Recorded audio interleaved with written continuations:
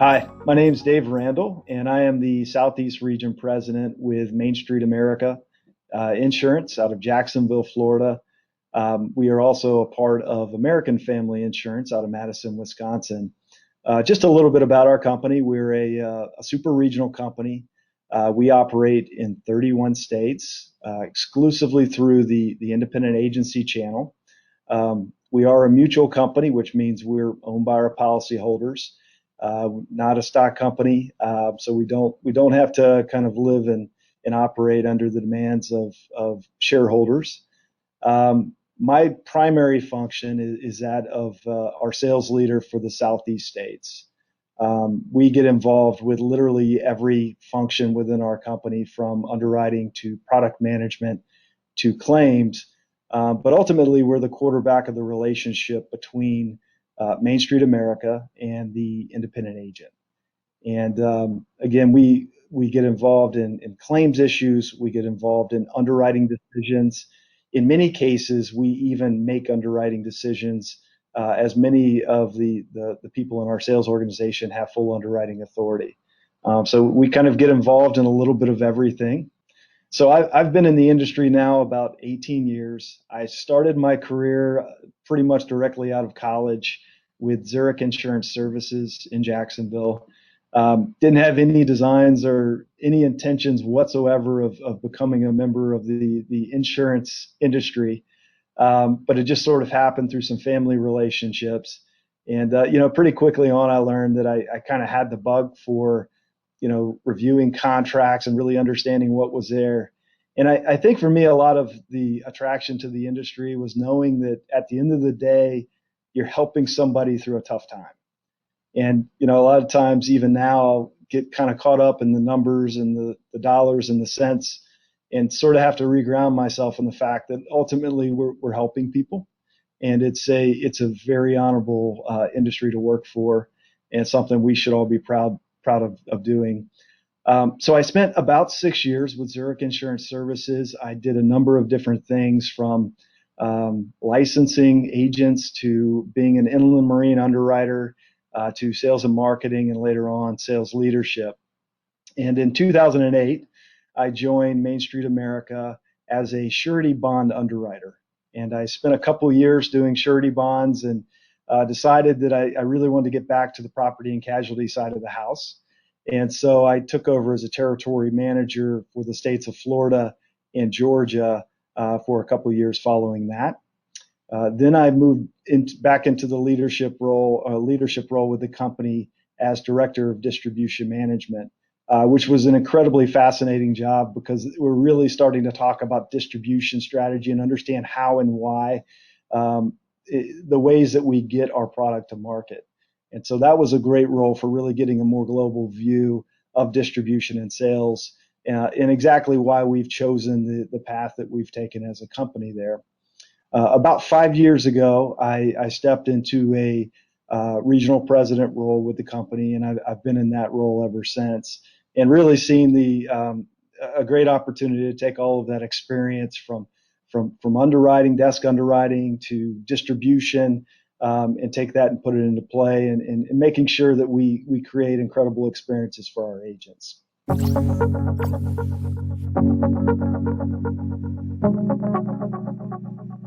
So now I'd like to talk a little bit more about distribution.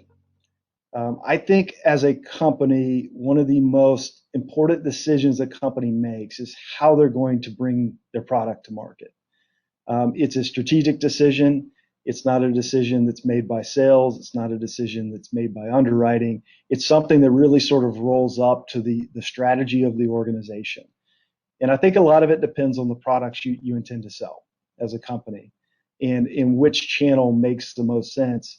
I think these days the lines are starting to blurry quite a bit between distribution channel that companies choose, and we're seeing some very different ways to distribute products. But ultimately, at the end of the day, you have to decide how you want to distribute your products. And the way you do that really sort of dictates a lot of the other operations within the organization. Independent agents bring an incredible level of choice and advice and expertise to the end insured. And ultimately, we felt like the independent agent does that better than we could do it as a company. So therefore, it made sense for us as an organization to be an independent agency company, and we've kind of stuck with that since the 1920s. So on a regular basis, as most carriers would do, we develop and we revisit our strategic plan as a company, and typically we look out 3 to 5 years and really start to sort of align resources around the things that are important for us. It's a time where we talk about where we want to go and who we want to be as an organization. And for us, a big part of that is how we distribute and who we distribute through. So we really only grow if our agency customers also grow. And so that's why that strategic planning is such an important part of what we do. And it really doesn't stop there. And a lot of times we'll talk about how this isn't a plan that we put on a shelf and it collects dust, because it really sort of informs all of the tactical plans that exist in order to make that a reality and to make it an achievable plan. For example, because we operate through the IA channel, our branding is really built to improve recognition and loyalty with the independent agency. So as a company, because we've chosen not to go direct to the consumer, we're not doing a lot of commercials on TV. You won't see us, in a lot of cases, you're not going to see us on the side of sports stadiums, because we're really focused on branding ourselves to the independent agent. Another thing that we have to build tactical plans around is how we market and how we communicate to those independent agents. Again, because we're not the direct relationship tie with the end consumer, except in instances of claims. We really have to make sure that we have robust communications to our independent agency customers, and that tactical plan that's tied to the strategic plan is in alignment with where we're headed as an organization.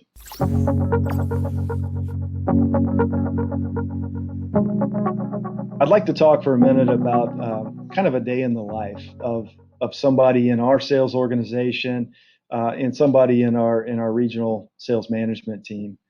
We typically hold a number of agency meetings each week, and prior to Corona, those were mostly on site. We consider our sales team and our territory managers truly as road warriors. So a typical week managing the relationships with our independent agencies would be 12 to 15 meetings in office. Our sales teams tend to be based fairly close to their independent agencies. And so with nearly 120 agencies on average per salesperson, it's a pretty active role.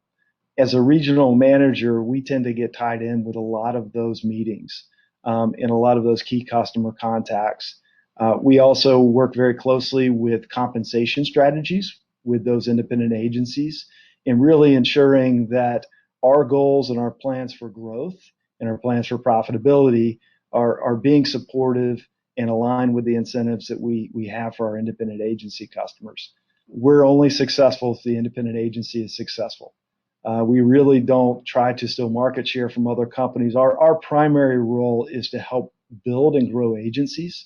And so if we can do that and we can target incentives to help them achieve growth, then everybody wins in those situations. Our sales teams also get involved heavily in profitability management projects, and really trying to ensure that the organization is profitable in working with independent agencies on plans to help improve books of business that might be experiencing high loss ratios or might be experiencing a poor mix of business that we think is a precursor to a high loss ratio. So our sales teams are actively involved in file audits. They get involved in book reviews just to make sure that the books of business are well underwritten and positioned for profitability long term. And then as a result, we typically become sort of the conduit between the agent and our product management teams to ensure that everybody's aware of what's going on in the marketplace and what's going on with our independent agency customers.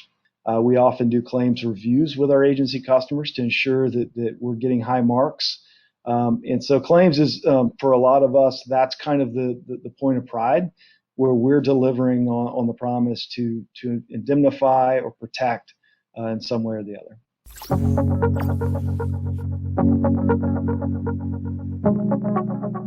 So I want to talk to you about distribution.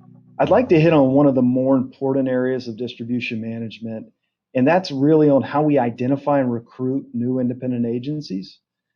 So it's a common and regular and healthy thing for us as an organization to look for new sources of distribution. And it's pretty common that there are areas where we don't have enough distribution, or it's just not maybe based on the way our products have shifted. There might be a new need for distribution in certain parts of the country. And so for us, this is a really exciting opportunity to connect with new independent agencies, to meet new people, to understand their strategies and what they're going for and what they're pursuing. And so recruiting and identifying new agencies is really a critical part of what we do as a company. That typically does fall on the sales organization, although the leadership team and our strategic plan certainly informs where those new appointments happen. We typically do look to create goals around new appointments and bringing on new agencies. There are a few things in my mind, and just based on my experience, that really hallmark a really incredible new appointment opportunity. The first thing, and this is the most intuitive, I think, is that there's alignment in what they write and what we write as a company. And that may not seem as elusive as what it sounds like, but often we find agencies we believe are going to be writing a very similar niche of business. And once we get in and we start to work with them, we recognize that it's different for some reason. And that's the reason why independent agencies have multiple companies, because it's not always going to be a perfect fit. But where we're able to find alignment in the niche of business that the agency is writing, and it's an agency that's actively pursuing new accounts, we typically find that we have a pretty good track record in building a relationship, a long-term relationship, and being successful together in that partnership. Another thing that we tend to look for in a new agency appointment is an investment in producers, an investment in people that are going out and actively trying to find new sources of business, whether it's building relationships with realtors or mortgage brokers, whether it's a commercial lines producer that's actively going out and meeting new people and very engaged and involved in either industry groups or in civil groups. That's where we tend to find a very good connection on new agency appointments. So when we look to add a new agency appointment, there's quite an extensive process that's involved. Making sure that we make a good decision and that agency making a good decision on partnering with an insurance company, it's an incredibly important step. And so we tend to go very slow as we go through the new appointment process. We're looking for profitable results with existing agency companies. We're looking for a strong history and a pattern of growth. We're looking for investment in sales teams and service teams in the agency. And of course, we're looking for a really close alignment in terms of the niche of business that the agency is going after. And so typically, as we go through this process, if we can find those things, we can be pretty well assured that it's going to be a good fit and it's going to be a long-term relationship.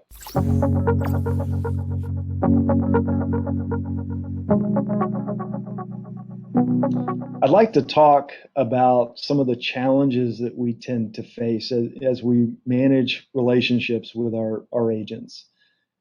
There are a number of different reasons why it might be difficult from time to time as it relates to the agency-company relationship. Sometimes those difficulties are driven by loss ratio and poor performance. You know, in most cases, what we've found over the years is that we can typically address those things through book management, through identifying maybe higher risk classes that are being written, maybe some opportunities to improve source underwriting. And by source underwriting, I mean the first set of eyes that sees an account, that identifies the exposures that a risk has, typically the agent. How can we help improve that skill set and help the agents identify good risk and distinguish those from some that might not be so favorable? From time to time, we have challenges with our agency customers around production and being able to meet really the needs of the company in terms of growth, that strategic plan that we talked about, and really identifying ways that we can help the agency grow. In a lot of cases, companies certainly play a role in helping the agencies grow their book of business. And in some cases, we provide leads to the agency. In a lot of cases, we're just talking through the high success classes of business that the agency could pursue that maybe they're not pursuing. And so that's a really important role that our sales organization, our sales team plays with our agency customers. From time to time, maybe it's loss results, maybe it's production. We do have to part ways with our independent agency customers. In some cases, they choose to part ways with us as a company. And so there's a legal process, and it's associated with the agency contract called termination. And that's where we agree to part ways as a company. And then we find an amenable way to run off the book of business.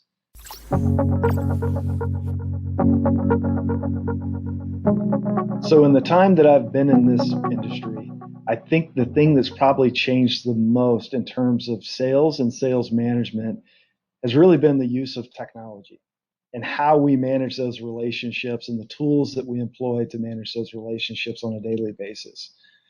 As an organization, we have adopted Salesforce.com as our CRM. And so that's a customer relationship management system.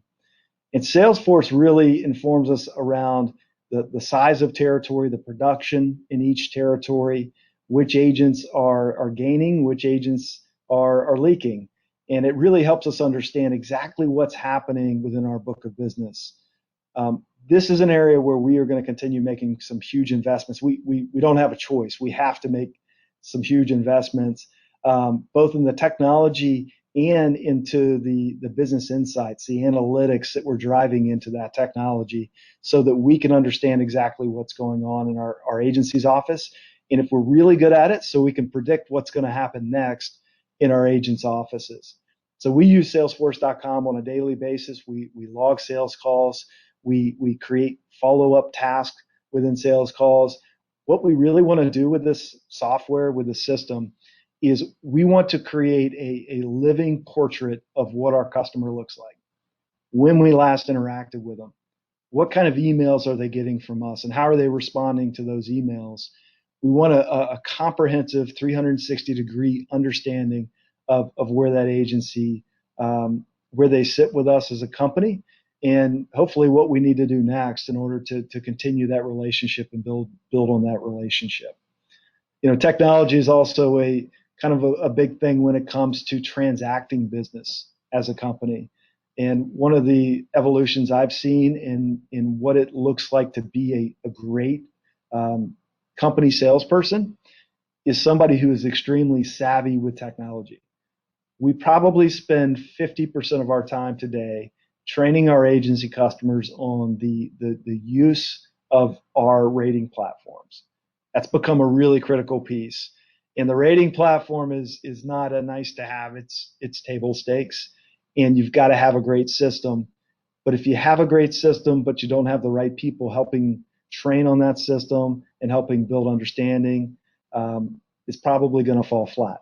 And so that's why one of the things that we really expect and look for in our sales team is someone who has great technology, a great grip on technology, and really understands our software as a company.